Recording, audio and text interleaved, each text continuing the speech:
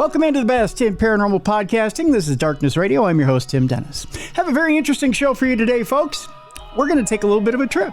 We're going to go maybe to the other side of the universe, come back, and we're going to discuss some, not just theory, but fact. Things that happened here in history that have everything to do with UFOs, with religion, and with the destiny of our Earth, of the universe, and maybe some things that we should be doing to clean up the planet, to clean up ourselves, to put ourselves on a better path.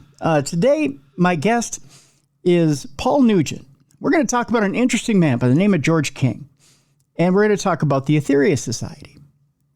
It's an interesting society, a lot of interesting stuff today, and you know what? Probably the best way to do this is to launch into it. Paul has a brand new book out there, and I got the pleasure of being able to read this book from cover to cover. And the best way, I can't really describe this book or the theories behind it, the history behind it, other than to just bring Paul in and get into it. The book is called Mire, A Spiritual Journey into the Cosmic Truth and the Dawning of a New World. It's not only Paul's journey, but it's his journey of entering the Aetherius Society in England in the 1980s, later not only working with Dr. King, but getting to know Dr. King, being by his side, and getting to know this master of the Aetherius Society. And well, you know, let's bring in Paul and let's get his resume, and let's discover this together, because ladies and gentlemen, welcome into Darkness Radio, Paul Nugent. Paul, welcome into my apologies for lack of an introduction here, because I got to tell you, first of all, my friend, I'm very fascinated by the entire thing, and I'll tell you, just in the short amount of reading your book, I was kind of hit with the fire hose. I'm not going to lie here, but welcome into Darkness Radio. Well, thanks very much, Tim. And I hope that I can shed a bit of light into Darkness Radio. Beginning, actually, thank you so much for having me on your show. The title, it confuses a lot of people. It's actually Mire. Oh, Mire. Okay. It's Mire. It's a slight play on words. The first word, Maya, M-A-Y-A, is a Sanskrit word for illusion. And the second word is M-I-R-E, as in quagmire. And it's really to just sort of explain the quagmire of illusion that we exist in terms of what is truth, what is reality. Obviously, this is coming not just from my own perspective, but more importantly, the perspective of this man you mentioned, Dr. George King, who was a master of yoga, who founded the Aetherius Society, who was, we fully accept and understand, a medium for intelligences existing upon higher dimensions of other planets, particularly within our own solar system. That's how the Aetherius Society grew up. So Mire, anyway. Okay, well, thank you for straightening me out on that. Now, I want to talk a little bit about your background first. One of the things I find interesting about you is a distant relation to Shakespeare. Interestingly enough, how do you? First of all, how do you trace that back? Well, it's not me that traced it, but the Nugents are an old family. I had three ancestors who fought at the Battle of Hastings in 1066 for the Normans. Without deviating into Nugent family history, but 100 years after that, we actually then, dare I say, were part of the Norman invasion of Ireland. God bless the Irish. We were there for about the next 500-600 years. We were kicked out in 1690 as Catholics on the losing side at the Battle of the Boyne. But anyway, one of those Nugents, William Nugent, the younger brother of Christopher Nugent, who was the Baron of Delden, in County Westmeath, he was a writer. I really don't want to spend too much time on this, but I do take your point. It is interesting. A an Irish historian called Elizabeth Hickey, back in I would imagine in the 1970s, came across his tombstone, which had this sort of coat of arms. So obviously you could recognize, okay, he's a nobleman. And she investigated it, and the more she was a scholarly woman. She was teaching something or other at Trinity College Dublin, and anyway, the more she discovered about this man William Nugent, the more she became convinced that she had discovered the true writer of the works of William Shakespeare, not just because of his own writings, but the people he'd known, where he'd traveled, where all the Shakespeare plays were set. Alongside his tombstone was the one of his wife, which was a woman called, the last name Millwood, I think. And that was a complete Romeo and Juliet story in itself. So anyway, she wrote a book called The Green Cockatrice, green cockatrice being the Nugent crest.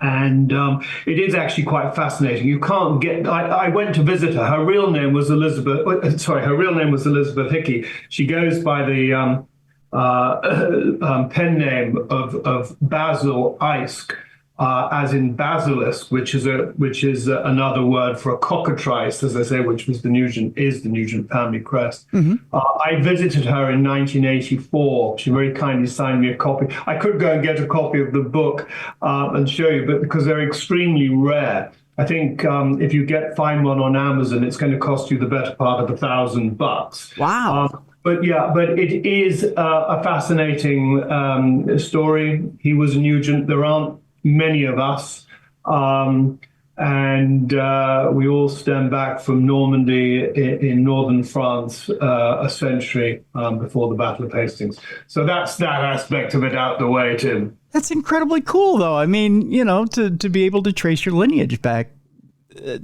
Well, yeah, as I say, it's not me or anyone that's done it, because when you're of those three ancestors who fought at the Battle of Hastings, one, I believe, led one of the divisions of William the Conqueror's army. So when you come in with,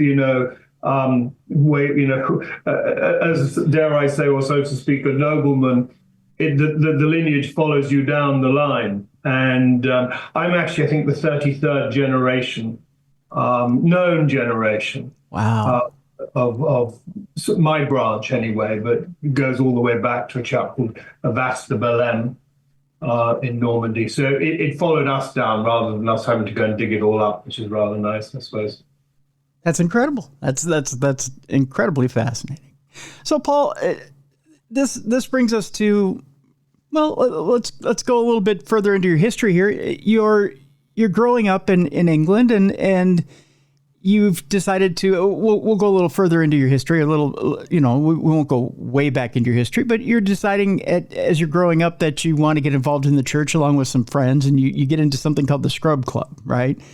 Yeah. Well, you said you done your research, Tim. Well, it wasn't so much my friends, it was more myself. Yes, I was, just to sort of give it context, I suppose, I was born in England in 1958. Mm-hmm. And in my early 20s, I was working in London in the wine trade. And it just sort of hit me quite hard that, here I am, a young man in London, setting out on my career, so to speak, my future life. And I have to say that it all seemed a bit flat and a bit empty. I just sort of intuitively sensed, well, there's got to be something more to this experience of life than just, getting on with your career and finding a girlfriend and getting married and having children and the mortgage. And it just sort of hit me very hard. And so, as I say, intuitively, I just sensed that there had to be more to this experience of life.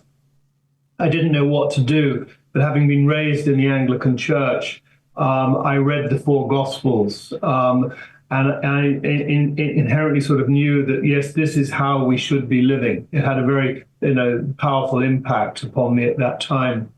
So I then began to attend a church. I didn't know where else to go. So actually I went to Westminster Abbey. interesting, which is a Norman church, abbey, I mean, with tremendous history in it.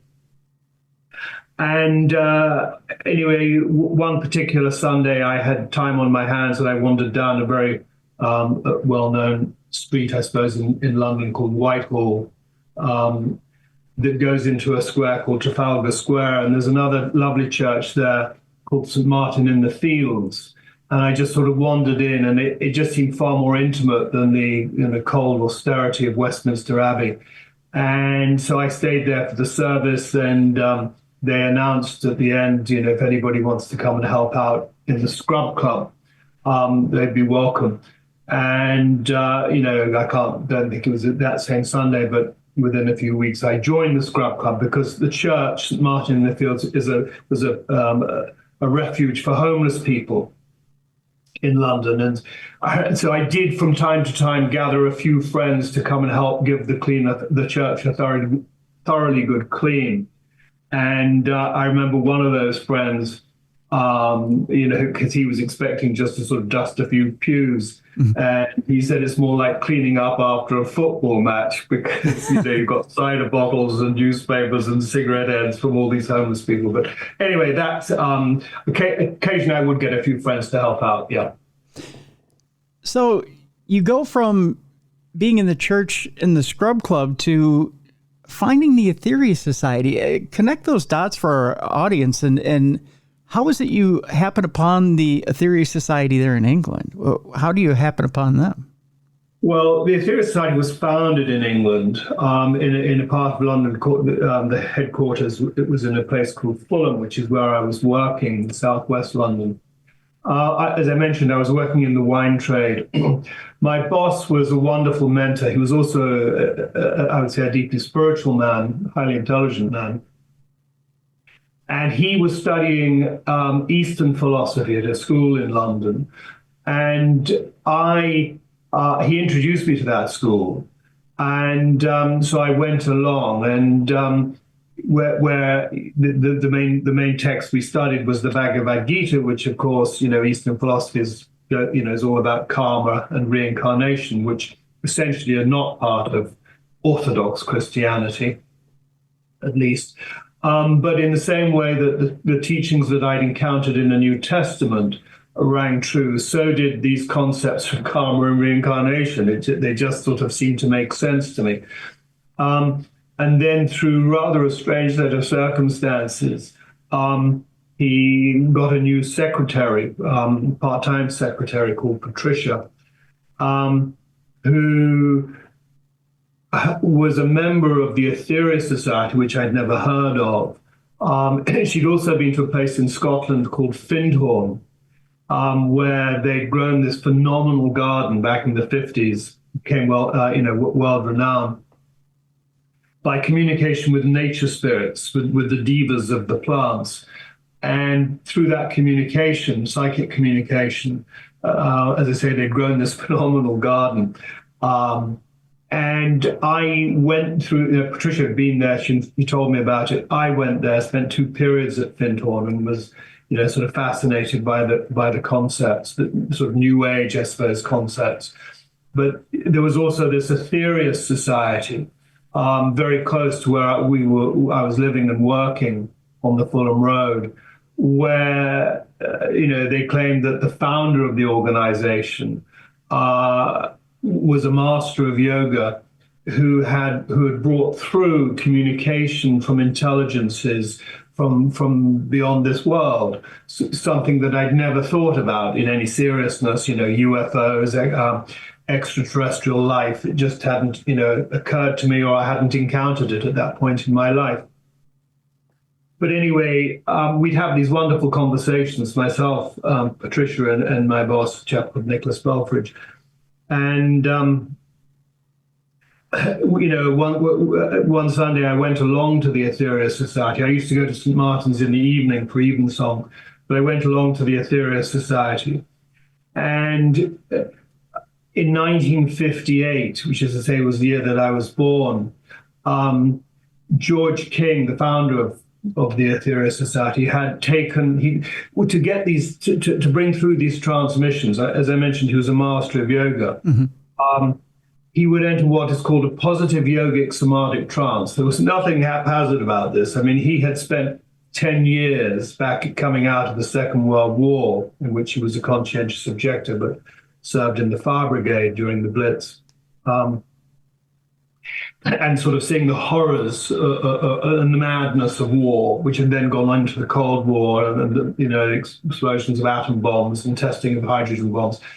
He could see that this is not how humanity should be living, and he was looking for answers, and he turned towards yoga, which was unusual in the 50s or 40s even in England. And he was doing this very diligently for up to 8 hours a day over a 10-year period, which enabled him to go into what's called the state of samadhi, a very elevated state of consciousness. When you're that diligent and intense in your yogic practice, that's the goal of it. That's the consequence of it, the rising of a force called the Kundalini.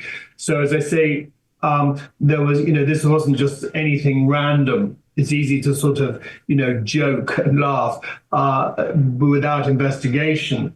But with investigation, you discover that, that this was nothing random. This was literally a master of yoga. During a time, I should say, when flying saucers were very commonly sighted, that in the 50s. And so in 1958, he'd received 12 consecutive Sundays, a set of teachings called the 12 Blessings, that the society maintained had come from Jesus, had been delivered by Jesus, who again, they maintained or understood that Jesus actually came from Venus, as in the Bible, the bright and morning star, which on the face of it, seems farcical and ridiculous, and one would walk away, laughing one's head off. But we played, or the society played one of these 12 transmissions, one of these 12 blessings during their morning Sunday service. And so there was I hearing these for the first time with my newly found Christian faith, so to speak. But the profundity, the beauty, the exceptionalism, I suppose, in a certain way, of these blessings was just something I found that I couldn't ignore. I mean, they were startling, and they just had the hallmark of truth. There was a profundity about them. There was a greatness about them. And it was literally a sort of cosmic extension to what, the Sermon on the Mount that Jesus had given 2,000 years ago. But, we had entered a period in our evolution where we were going out into space. And I suppose an aspect of these blessings is that, space is living. There's life in far more evolved life. And it's not for us just to sort of go blundering our way out there with rockets and flags to plant in the ground. It's divine, it's holy. And these blessings give us this wonderful sort of sense and overview of literally of the divinity of everything. The Mother Earth is a living being, highly evolved conscious intelligence that actually is sacrificing herself for the sake of us. I mean, this is a sort of big part of the book Mire. The sun is a living being. And so as I listen to these, I realized that there's the hallmark of truth. There's a profundity. I couldn't ignore it. So, bit by bit, I investigated the Aetherius Society more, which is one other thing I'll say on that, is that at the end of 9 of the blessings, Jesus gives a prayer. Now, in Orthodox Church, Christianity anyway, you get down on your knees, you put your hands together, you bow your head, and you mumble or whatever it is you do. Hopefully with meaning. In the Aetherius Society, we don't pray like that. We actually pray with our hands like that, to radiate the energy out through the chakras, the psychic centers that we have in the palms of our hands, leaving the heart center. You're invoking energy, you're channeling energy in that prayer. And so this was also, new to me as an experience.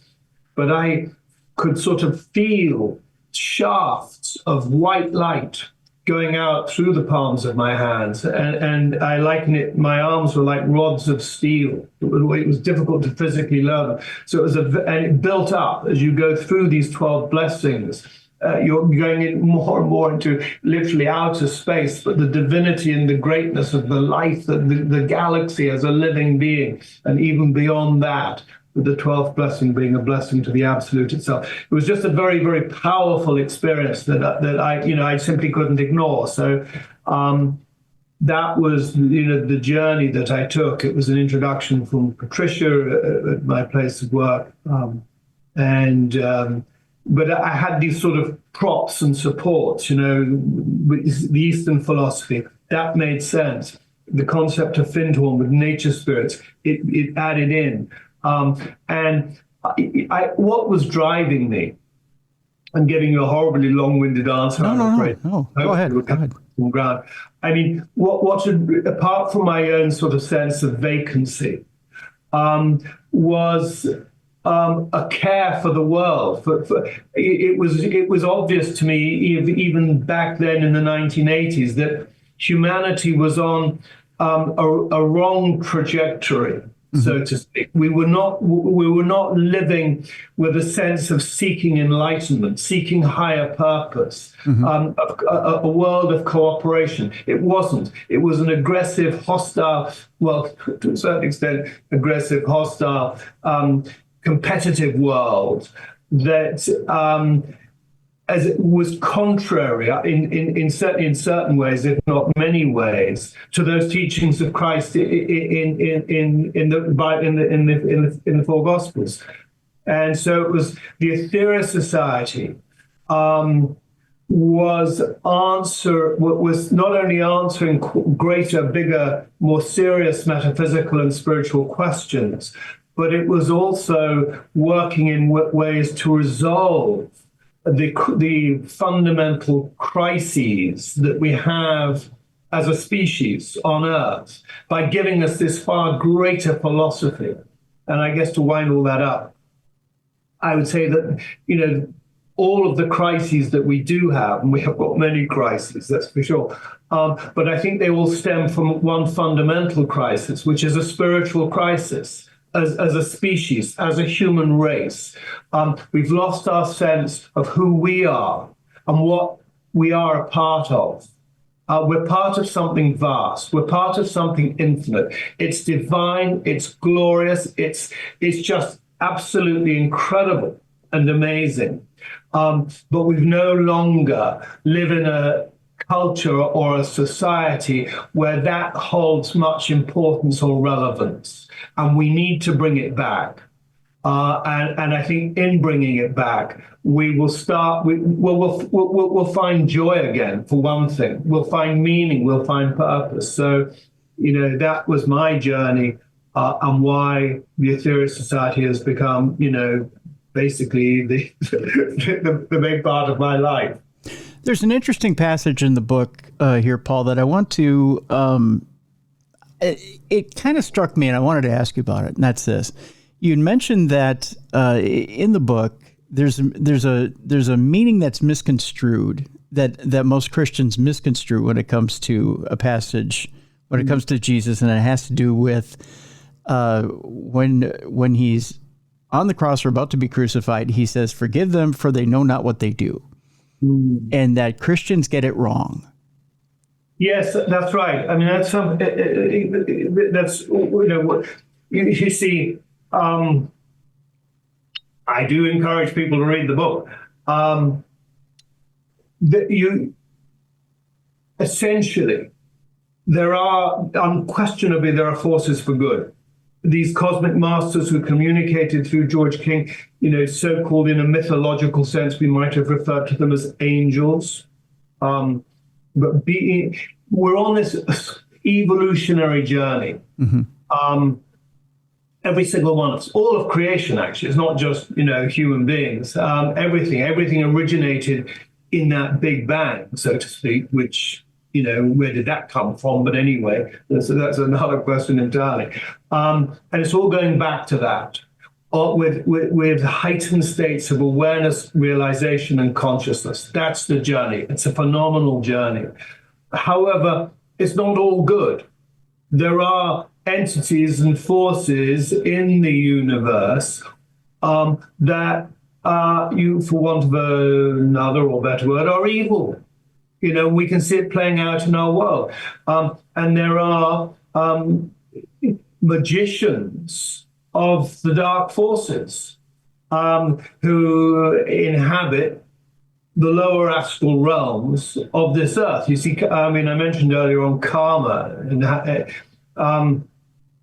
Karma's a law, a universal law. As you sow, so shall you reap, as Jesus taught. And, humanity through the centuries has put out a hell of a lot of bloodshed and greed and crime and wickedness of every kind, imaginable kind. That's an energy vibration that goes somewhere. It doesn't just sort of vanish and disappear and we live in fairyland, and carry on. No, it's very real. It's very tangible. We've created lower astral realms that have, in their own way, spawned much of the chaos and the situation, the lies and everything that we can see playing out in the greed, all of it. There are entities on lower astral realms behind this. Now, our understanding, as I mentioned, is that Jesus was an avatar, as was the Buddha, as was Sri Krishna, as were others, who came to this world from other worlds to help us, to teach us for sure. In Jesus' case, to perform a great karmic manipulation, kind of wrongly misconstrued that he came to take away the sins of the world. Yes, in a way he did, by performing a tremendous karmic manipulation while he was here on earth. Actually, through the crucifixion, he took on the suffering of humanity. We owe Jesus. It's not he did take away our karma, but it's not by the very definition of karma. We owe Jesus for that. Still, is something that will need to be repaid. But in terms of Jesus saying, forgive them, he was referring to forgive them, the mob, the rabble that was all worked up and saying, crucify him, crucify him, crucify him. Forgive them, for they, the rabble, know not what these dark magicians on the lower astral realms, do. And it was them who that Jesus was really fighting. The rabble got caught up in it. And so that is at least the understanding that Dr. King put out. And when you see the whole thing in this broader context, in many ways, what we've got going on here on Earth is Middle Earth, as in Lord of the Rings. There's a tremendous sort of truth or profundity in that. Yes, there are forces for good. We refer to them as cosmic masters. We're here somewhat in the middle to become conscious of our existence and of our divinity, and in the sense where everything matters. Our thoughts matter, our actions matter, our feelings, but everything matters. There's a consequence to everything. We are caught up in I'll call it a game. It isn't really a game. It's life. And there are these lower entities that we can see it. We can see it in the wars that we've still got, the hatred, the viciousness, the criminality of drugs and so much else. Corporate greed. There's an energy, dare I say, Tim, a darkness that's behind it. And it's playing out on this earth, and it's getting more critical. It's entering, I would say it's entered the final stages. Very much so. Yeah, very much so. That brings about our next subject, which we'll tackle after the break, and that is bringing about the Ascended Master, George King, and his communication with, well, lack of a better term, aliens. Yes. And how aliens come into all of this. We'll tackle that when we come back, and exactly when the Master George King started speaking with aliens, how these aliens and Ascended Masters come in, who they are exactly, and what exactly they want or how exactly they help us. So we'll talk about that when we come back. My guest is the Reverend Paul Nugent. The name of the the name of the book is Mire, as I've been corrected, A Spiritual Journey into Cosmic Truth and the Dawning of a New World. I have a link in the description of this program so you can go get that book. And when we come back, we'll talk a little bit about these aliens, these masters, and exactly how we clean up the planet. That's coming up next with my guest, the Reverend Paul Nugent, right here on the Best in Paranormal Podcasting. This is Darkness Radio.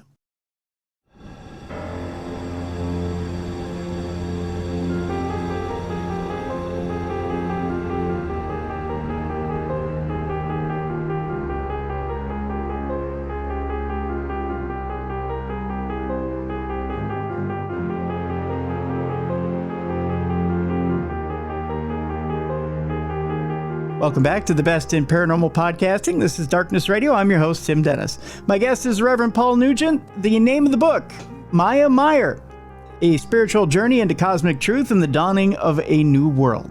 When we left you last, we were talking about, well, the darkness that exists in the lower realms and how exactly it was affecting our world right now. We're now going to talk about the Ascended Master, George King, that our guest, Reverend Paul Nugent, had worked beside and had gotten his experience with up until now in the Aetherius Society. Let's start out with George King himself, the man. And I want to talk a little bit about your first meeting with him and actually getting to move from England to the United States, because George King lived in Los Angeles and in the headquarters of the Aetherius Society. Without spending too much time on how you get over here and get to here, you get an opportunity, don't you, from England to come to the United States to California.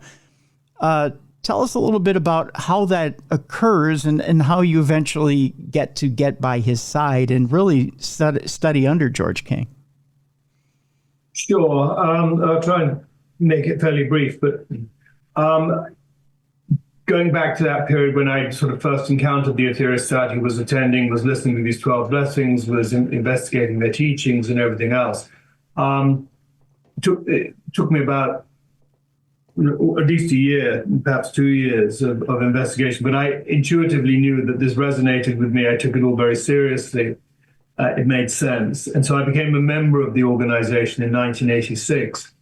I hadn't at that point met Dr. George King. You rightfully say he was primarily living in Hollywood, California, where he'd been since 1959, primarily. And I had joined the voluntary staff in about 1988 to get help with the whole work of the Aetherius Society. I still hadn't met George King. And in 1989, he'd been unwell. It wasn't known how much longer he was necessarily going to live. So I felt it necessary to go to the American headquarters for a 3-week vacation, just to sort of, hopefully, in the hope that I would meet, Dr. George King, this master of yoga, the founder of the organization, someone who had become incredibly important to me in my life. And yes, fortunately, we did meet him. And while I was there during that 3-week stay, the question was put to me, Paul, would you like to move here and become a full-time employee at the American headquarters? And I intuitively knew, yes, I'd love to do that. I mean, although far easier said than done, of course. I then went back to England with that thought having been presented to me. It got slightly complicated because Nick, my wonderful boss in England, where I'd been now for about 8 years working for the company, invited me to become a director of the firm, which, ordinarily I would have leapt at.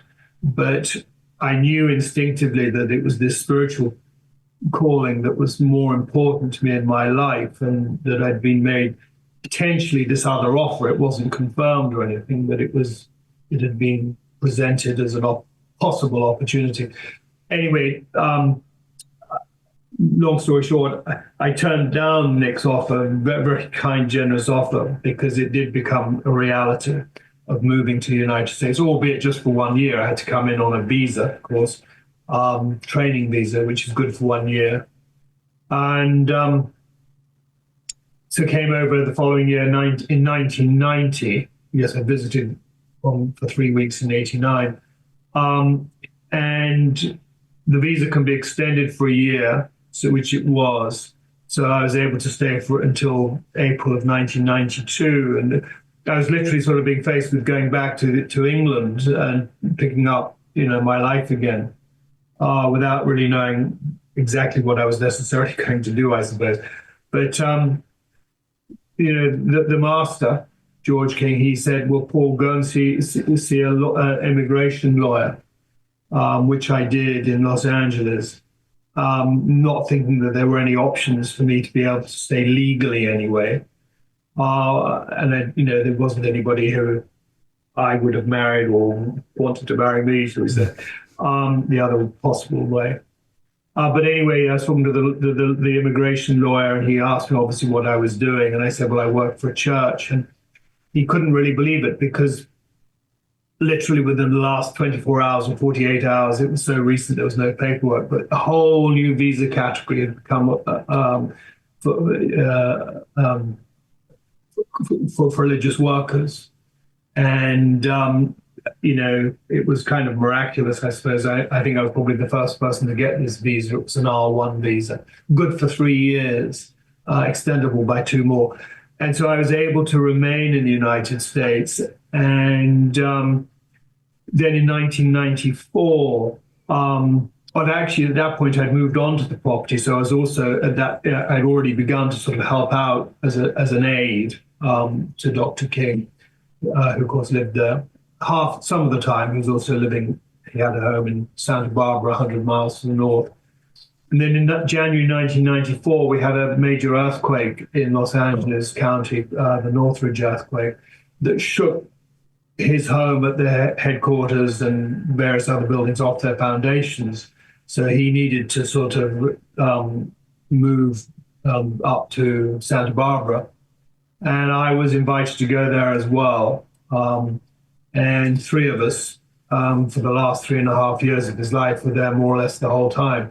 So those were the circumstances. I mean, I think that, well, one thing that, one of the words he never used was coincidence. There's no such thing as a coincidence. Yeah. So, how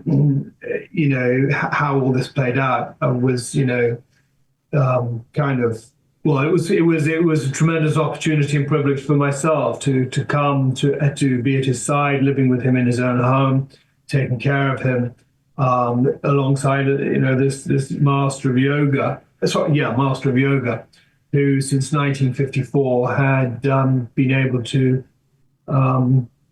be in communication with intelligences. You mentioned ascended masters, but also cosmic masters from other dimensions of other planets in our solar system. I think also, Paul, he not just in touch with other intelligences. You mentioned in the book as well that there's a time there where he affords you the luxury of being able to stay in his own bedroom while he's gone away for a short time. Mm. And you describe an experience where you believe he was in touch with you at one point. Can you just briefly tell us what? No, in touch with me. Well, what happens there? Yeah, I mean, he. This was before this was when I was still fairly new. I think I'd been, it was either my first or second year. He was going away for about 3 weeks. And he asked me if I would stay in his home, kind of on security while he was gone. Mm-hmm. And, I was very sort of honored, flattered to be asked. And I said, yes, Master, I'd be happy to do that. And I remember as I left the room, he said, you can use the bedroom. And I said, thank you. And I acknowledged it. I don't think I'd ever been in his bedroom. I'm sure I hadn't. But anyway, I went, after he'd left, I went and got my mattress and put it on the floor in his bedroom. And I had a very outstanding experience the first night where once I turned the light on and put my head on my pillow, I think and nothing else happened in that whole 3-week period until the very end. I think this is what you're perhaps referring to, when I was in that sort of wonderful state where you're not awake, you're dreaming, but it's a very lucid dream. And he was imparting to me, not physically, but mentally, what I took to be the most important thing. Is that what you're referring to? Yes, yeah. Yes. And he was just imparting to me this message that, I was struggling in my sleep state to grasp.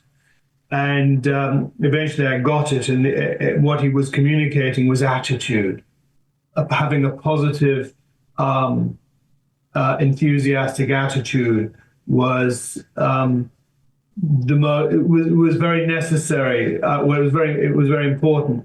And I think that, I did have that because I was full of, relative youth and enthusiasm, and he valued it. And I think it's, a large part of why, I did become a personal assistant, because it brought that sort of energy and enthusiasm around. Not that others didn't have it, they did, but we all do. But I think, I've since sort of seen and heard from completely separate sources, but attitude is everything. And having that positive attitude with enthusiasm, etc., is a wonderful quality. It brings belief, it brings optimism, it brings an energy with it, and particularly when it's done, as I say, with enthusiasm and a joy, really. So I think that's the experience that you're referring to. Well, I think what I take away from that passage in the book is that he's almost giving you an inside track, right? To say, well, Paul, I'm kind of, well, for lack of a better term, I'm kind of giving you an inside edge here and letting you know what, I'm pushing you along here. And I don't want to use the term grooming. I think you're probably absolutely right, Tim. I mean, I didn't sort of probably sense that at the time, but I think, in hindsight, you see, one of the things in Santa Barbara in the latter years of his life, I'd rush through his living room into the kitchen. This is also in the book. And he followed me in, and he said, "Why are you rushing? There's no rush. There's only God's time, which is now. And it's all happened anyway." And it's a very profound statement, particularly when it comes from a master of yoga. I mean, one thing about a master of yoga, he can look at you and he knows your past, and he also knows your future, so long as you sort of play it out in the right way. And, so I think that, you see, I mentioned the first time I met him was in 1989. That's true for the most part, not entirely true, because he'd come over to England in 1985 before I was a member. And we were on what's called a holy mountain in Devonshire called Holdstone Down. There were about 200 people there, sending out energy from the mountain through prayer and mantra. And Dr. King was there. And this was the first time I actually saw him. And I remember he was walking around the circle, and he stopped about a yard from where I was. I had my eyes closed because I thought you needed to have your eyes closed when you were reciting mantra. And it's quite possible, I mean, that he knew that young man will become, will come to America and will be at my side. He quite feasibly knew that, but he didn't say anything about that. It was my own free will. I had to make the right choices that would lead me to that, which thankfully I did. But all of this, like, you mentioned in the subtitle of my book, and the dawning of a new world. A master of that category, if you like, is able to look into the future. We are coming into a new world. That's a greater cosmic reality. A new world is being born. We're seeing a lot of the chaos, etc., that we're seeing on a symptoms of that. There is a quickening. There is a quickening going on. It's not just the sort of madness of humanity. It's a cosmic frequency vibration coming from the Mother Earth that is a bigger part of this change, and not just coming from the Mother Earth, but coming from the whole solar system, even the whole galactic system. The whole of creation is speeding up anyway. I mean, it's fascinating when you get into it. So he knows that there is a new world coming. What humans need to do is to become aware and conscious of that and start to orientate their lives in the realization of that. You mentioned, earlier on about cleaning up this world. We've made a horrible mess of this of this earth, actually, in many ways. I mean, we just plunder, we take, we pollute. We've got no consciousness outside of indigenous people, to a large extent, of the sacredness of this Mother Earth. And again, to sort of tying into the whole story that I relate in Mire, we're not here by chance. We came here from a planet we destroyed over 18 million years ago, Maldek. All that remains of Maldek is the asteroid belt. Which to us sounds like a long time. Well, it is a long time. We've been through two civilizations in between, Lemuria and Atlantis, both of which were destroyed through the misuse of atomic power, hence why flying saucers were so commonly seen in the 50s and 60s, because we'd gone nuts again testing atom bombs and later hydrogen bombs, and we were going down the same road. We still are on the brink. I won't say on the brink, but have the potential to destroy ourselves again. This is the history of the human race. As I mentioned earlier on, we've forgotten our true place and our true divinity and what the whole thing is really all about. We've gone down a horrible cul-de-sac, and we need to come out of it. And we are coming out of it. And cosmic masters from beyond are helping us to come out of it. So we had mentioned before the break as well that Dr. King was also talking with these different ascended masters, and also had been talking with different alien presences about exactly what you just mentioned, which was that we had misused atomic powers or nuclear powers in the past in different civilizations, such as Atlantis and Lemuria. I have a hard time pronouncing that. Sorry. Now, when it comes to this current society, and I'll just reference one thing that's been brought up in the news recently. It has been mentioned that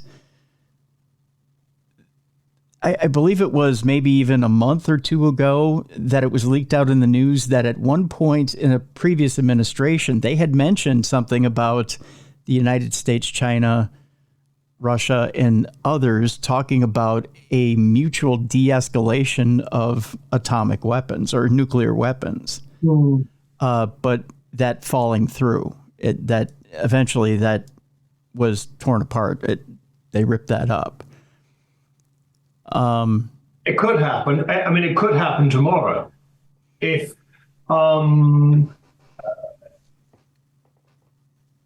you see another transmission or communication that Dr. King received back in 1958 was about the coming of the next master. And the transmission essentially was, there will shortly come another among you. He will stand tall among men with a shining countenance. I'm missing a bit. He will approach the earth leaders. They will ask of him his credentials. He will produce these. His magic will be greater than the combined materialistic might of all the armies. And it goes on a bit. But we've been told that, yes, we can destroy ourselves. We hope we won't. We cannot destroy the planet as we did with Maldek. The word these masters used was shorten. Now, and I believe that Dr. King and those around him in the early days of the Aetherius Society expected it literally to be shortly in human terms. It still hasn't happened. There are perhaps good karmic reasons as to why it hasn't happened. But maybe we're entering that period. I mean, as you will know, UAPs, as it's now called, are now, the government can't ignore it anymore. Right. They're having to address it because military personnel and others are having these experiences, and they can't keep the lid on it any longer. It's something that they can't figure out. They can't figure out these drones. That are going over New Jersey and elsewhere. But are we entering a period where we are going to be forced, and the cosmic masters don't use force at all. The word they would rather use would be inspired. And so it's very delicate and it's very difficult, and it's all, within the karmic law, if you like.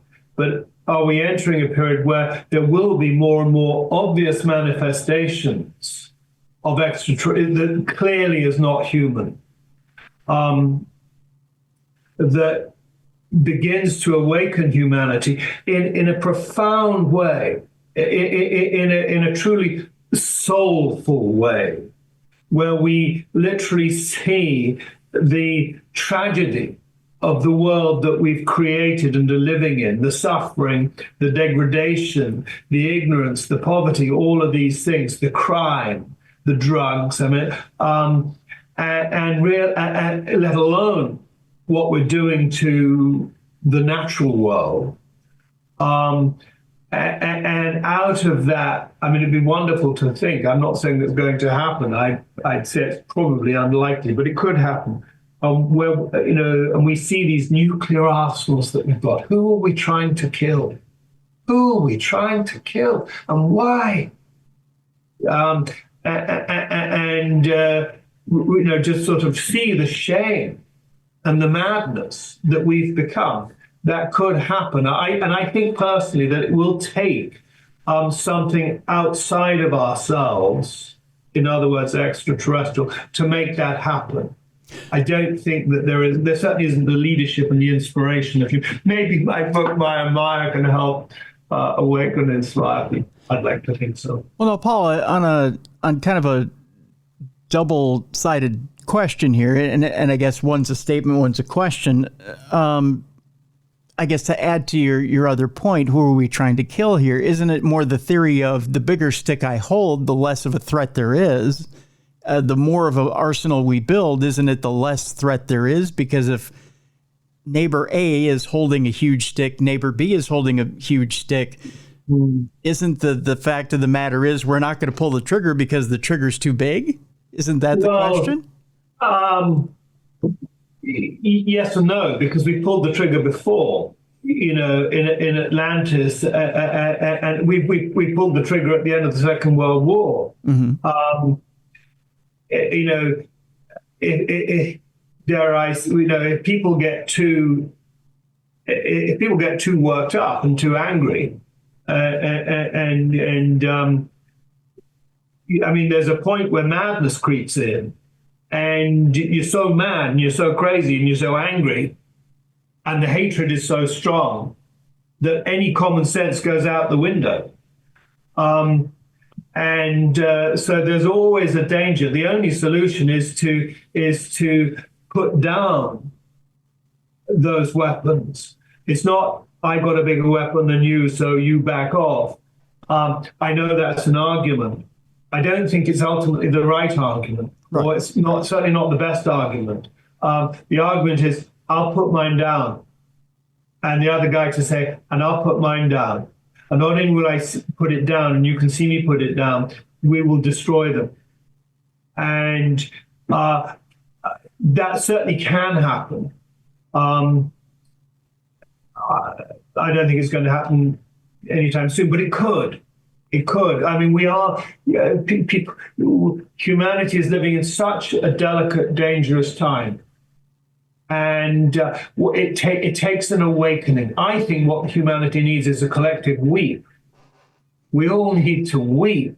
We need to weep at the tragedy and the shame and of what we've become and what we've created. We are literally, in the correct sense, our brother's keeper.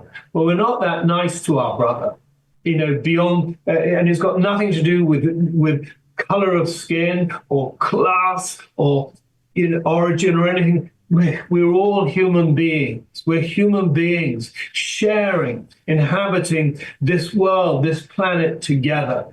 That's been a very big part of the cosmic message that was delivered through Dr. George King. Also recognizing that the Mother Earth is a living being, and things are quickening, guys. So you'll be given a choice. I mean, we all have to face death. What happens after that death?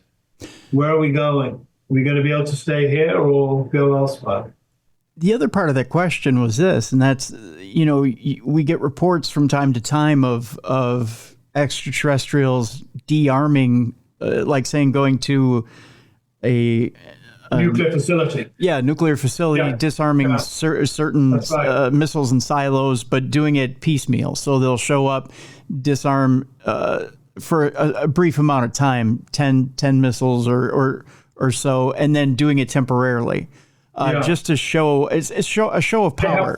As I mentioned in that transmission about, his magic will be greater than the combined materialistic might of all the armies. They certainly have that potential, that capability. And it's been shown time and time again. A lot of it obviously is classified, but, thankfully at least it's now beginning to come out more and more. Is that just a show of force? Just to say this is just a reminder? Well, not force is an interesting word. Capability. Okay. Capability. We won't be able to activate those weapons or any weapons. So here's the next question then.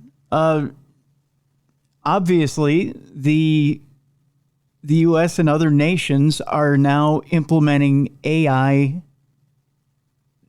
weapons. We're going towards a newer, heavier type combat where we don't have to necessarily go into battle ourselves. Humans don't have to engage humans. Yeah. So it's machines fighting machines. Is that any better? So if we take nuclear weapons off the table and we just let machines battle machines, does that mean that these ascended masters then go, okay, that's better. We take our hands off. We let them fight machines. No, it's not. And you see another aspect to everything. This comes back to Findhorn.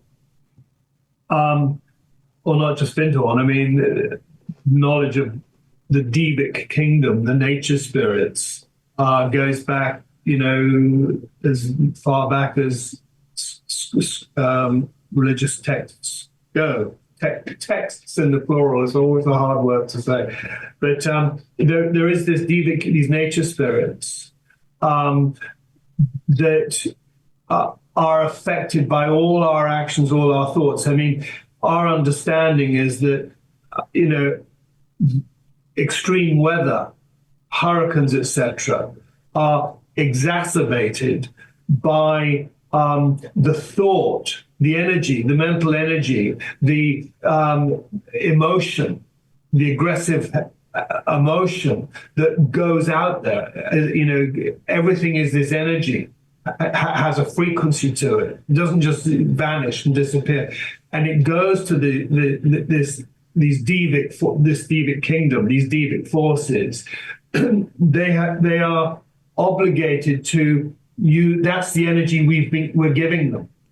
So even if you've got a sort of sci-fi AI warfare being played out, there's still an energy that's connected to it that goes into that devic, the etheric world, if you like, that is, toxic, polluting, because the creation is about one thing, Tim. That's love. It's all about love. That's the energy of the universe, the energy of God, if you like. That's the energy. And we can all tap into it. We can all relate to it. And it's that energy that humanity needs to awaken within ourselves and allow that to play out. That is what is going to save the human race. A conscious realization that is what is what the whole thing is really all about. That's the magic. And it takes bravery. It takes a bravery to be able to sort of not only recognize that, but on it. It takes bravery to tell the truth very often. Because the one man's truth is is going to not be good or necessary for somebody else. And so it takes a break, because we've all got a conscience. We all have this thing called conscience. Mm-hmm. And that's the gist of it. We need to heed our conscience. We need to get in touch with it and listen to it. And as I said, that takes a bravery. But what's behind it is love. And when one activates that experience, those feelings, those thoughts, it leads to service. You want to help. And, coming back to what the Aetherius Society is all about, that's what the Aetherius Society is all about, on a planetary scale, in cooperation with far more evolved beings than ourselves, operating from other worlds. So as we get close to closing here, let me ask you this then, Paul. How do you get people from out of their technological devices, out of their self-absorbed lives, where literally in a busy life where they're focused on one thing, and that's getting from paycheck to paycheck, from day to day, from their regular activities to a life of service? Well, it's hard, Tim, but one way is having guys like you with radio shows like this, and guys like me with books like this, to have a conversation like this that other people can hear, and in the hope that it actually makes some sense. And so it's one thing I've learned, and particularly learned with the promotion of this book. It's not easy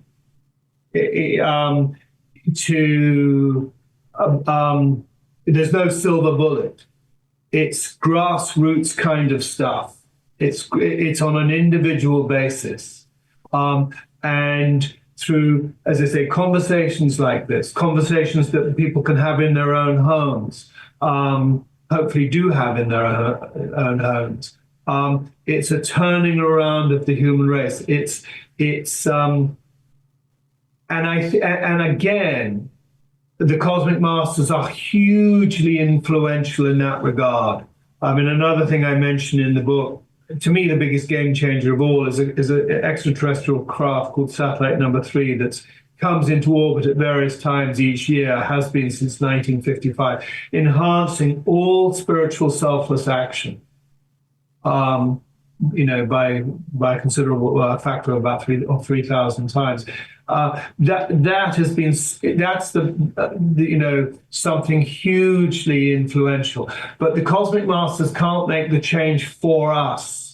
We have to initiate it. They will help us. They'll give us the tools. They've given us the tools, such as the prayers in the 12 blessings, such as the holy mountains, sources of highly elevated spiritual energy. Satellite number 3. They give us the tools. It's like a parent helping us to clean our own bedroom, but they're not going to clean the bedroom for us. We have to do it. And they'll encourage us, they'll show us, and they'll show us the benefits of doing it. And when we come into this great realization, we see the tragedy and the shame and the ignorance of what we've created and the sadness of it. The sadness of it. It's sad, but at the same time, it's real and it's profound and it's true and it's glorious. And that's the conundrum in which we currently exist. I guess in closing here, Paul, let me ask you this question. You've got governments like the U.S. government who are stepping forward and they're asking the general public to come forward and do whatever they can to help with things like testifying in front of them in different hearings, and they're looking for whistleblowers and information and whatnot. And I don't want to call it full-blown disclosure because it's not. I think between you and I, let's not insult each other's intelligence. But if Dr. King were alive today, do you think he would step up and want to testify in front of one of these committees? Or do you think he would kind of get a good chuckle at it all and sit back and let it unfold? Yeah, he certainly in his younger years, he would go if he was asked, and he would be very direct. He wouldn't be. There was nothing harsh about him, but he would be very direct.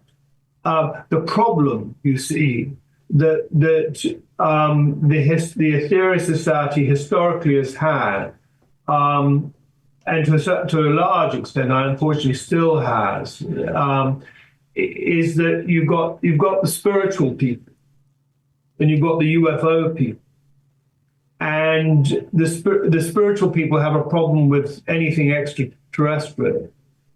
And the UFO people tend to sort of historically have had, problems when you relate it in a spiritual context. The Aetherius Society embraces them both. As I say, we believe that Jesus came from Venus.